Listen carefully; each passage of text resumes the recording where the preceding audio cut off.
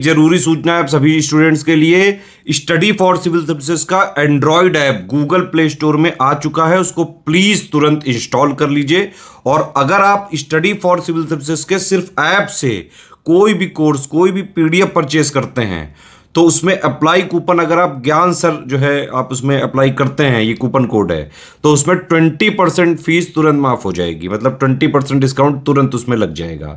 ज्ञान सर लिखना है, नॉर्मली ज्ञान सर, स्मॉल लेटर में है सब कुछ, कोई स्पेस नहीं, कोई कॉलम नहीं, सिर्फ ज्ञान सर, GYANSIR। इस तरह से अगर कूपन कोड लगाते हैं आप ऐप में बाई करने से पहले, जो अप्लाई कूपन वाले में आता है, तो 20% का डिस्काउंट तुरंत मिलेगा। वीडियो देखिए। दोस्तों एक बार फिर से आपका स्वागत है सी सेट प्रिपरेशन के इस यूट्यूब चैनल पर। फ्रेंड्स, आज की इस क्लास में हम लोग यूपीपीसीएस प्री 2024 के लिए सी सेट में कुछ महत्वपूर्ण कॉन्सेप्ट का डिस्कशन करेंगे। तो ये क्लास काफ़ी इंपॉर्टेंट होने वाली है। चलिए दोस्तों देखते हैं आज के इस इंटरेस्टिंग सेशन को, और इसमें कौन कौन से महत्वपूर्ण कॉन्सेप्ट का डिस्कशन करेंगे जो आपकी प्रतियोगी परीक्षा में विशेष सहायता कर सकते हैं। तो देखिए यहाँ पे एक प्रश्न दिया है, एक कार्य को 10 औरत 7 दिन में पूरा कर सकती है और उसी कार्य को 10 बच्चे 14 दिनों में पूरा कर सकते हैं। इस कार्य को 5 औरत और 10 बच्चे कितने दिनों में पूरा करेंगे। देखिए ये टाइम एंड वर्क का एक बेहतरीन प्रश्न है। जब कभी भी टाइम एंड वर्क का कोई क्वेश्चन मिलेगा तो आपको याद रखना है, इसमें बेसिक कॉन्सेप्ट ये ना कि जो वर्क होगा ये हमेशा बराबर होगा। वर्क बराबर होगा, जैसे एक छोटा सा एग्जांपल समझिए। मान के चलिए कि आपको एक किताब पढ़ना है, किताब में 500 पेज है ना। अब ये 500 पेज तो कांस्टेंट है ना, ये किताब चाहे आप पढ़ेंगे इसमें भी 500 पेज है ना, कोई और पढ़ेगा फिर भी 500 पेज ही होगा। तो काम हमेशा फिक्स रहता है, काम की जो मात्रा है, काम का अमाउंट है, कभी चेंज नहीं होता है। चेंज होता है बस उसे पूरा होने में लगने वाला समय। जैसी एफिशिएंसी होगी, जैसे 500 पेज पढ़ना है, आप एक दिन में 20 पेज पढ़ते हैं तो आप इसको 25 दिन में ही डन कर लेंगे। एक आदमी एक दिन में 10 पेज पढ़ता है तो उसको करने में 50 दिन लगेगा। सेम यही कंडीशन यहाँ पे आपको अप्लाई करना है। तो देखिए क्या बताया जा रहा है कि जो काम है ना, इसमें कुछ महिलाएं हैं, कितनी महिलाएं, 10 औरतें 7 दिन में पूरा करते। देखिए 10 औरत है, ये काम को 7 दिनों में पूरा कर रही हैं, और ये बराबर हो जाएगा किसके, यहाँ पे देखिए 10 बच्चे हैं और ये काम को पूरा करते हैं कितने दिनों में, ये करते हैं 14 दिनों में। यहाँ पे ये औरत है तो मैं F लिख ले रहा हूँ, यहाँ पे बच्चे हैं तो मैं C लिख ले रहा हूँ। देखिए 10 से 10 कैंसिल हो जाएगा, है ना। इसके बाद यहाँ पे देखिए 7 दूना 14, 7 एक का 7 और 7 दूना 14। मतलब एक फीमेल जो होगी ये 2 चाइल्ड्स के बराबर काम करेगी। मतलब फीमेल एक दिन में 2 काम करेगी और चाइल्ड एक दिन में 1 काम करेगा। अब कंडीशन समझना, आपने क्या लिखा था, 10 गुणे 7 फीमेल थी और ये बराबर किसके था, बराबर था 10 गुणे 14 चाइल्ड के।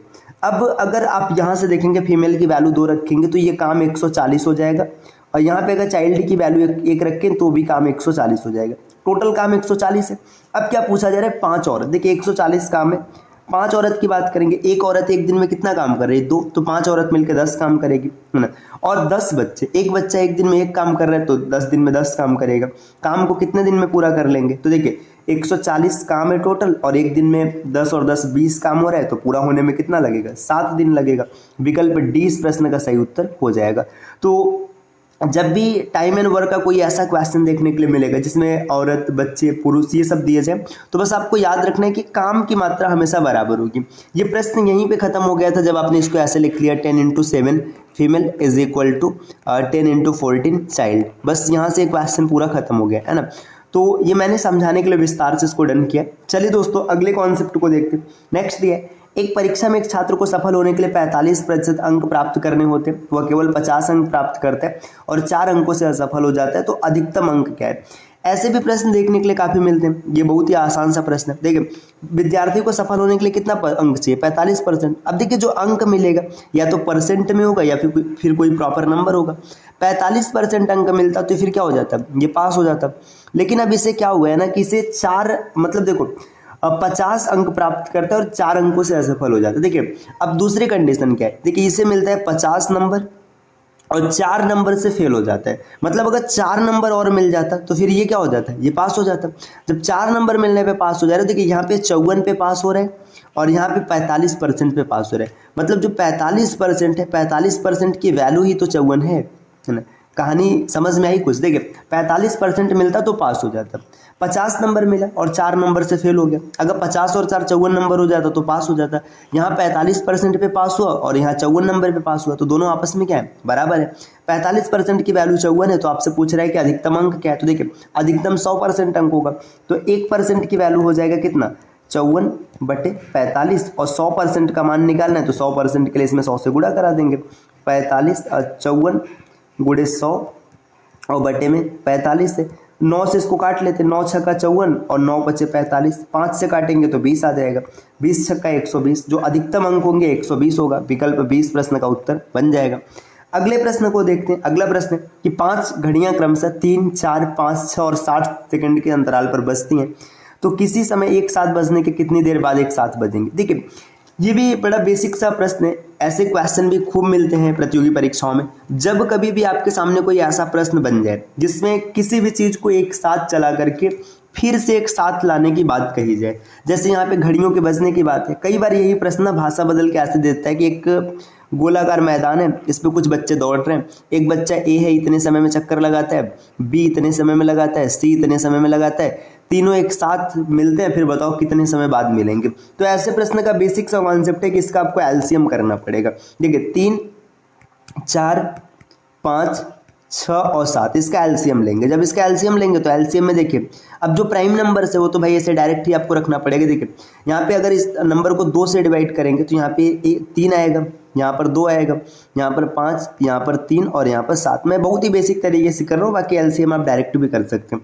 फिर 2 से ले जाएंगे तो ये 2 खत्म हो जाएगा, फिर 3 से करने पर ये 3 खत्म हो जाएंगे, 5 से करने पर ये 5 खत्म हो जाएगा और 7 से भाग करने पे 7 खत्म हो जाएगा। तो इसका एलसीएम देखिए 2 दूना 4, 12, 12 पंचे 60 और 60 सत्ते 420 है ना, 420 सेकंड हो जाएगा, क्योंकि यहाँ पे सेकंड की बात कही थी।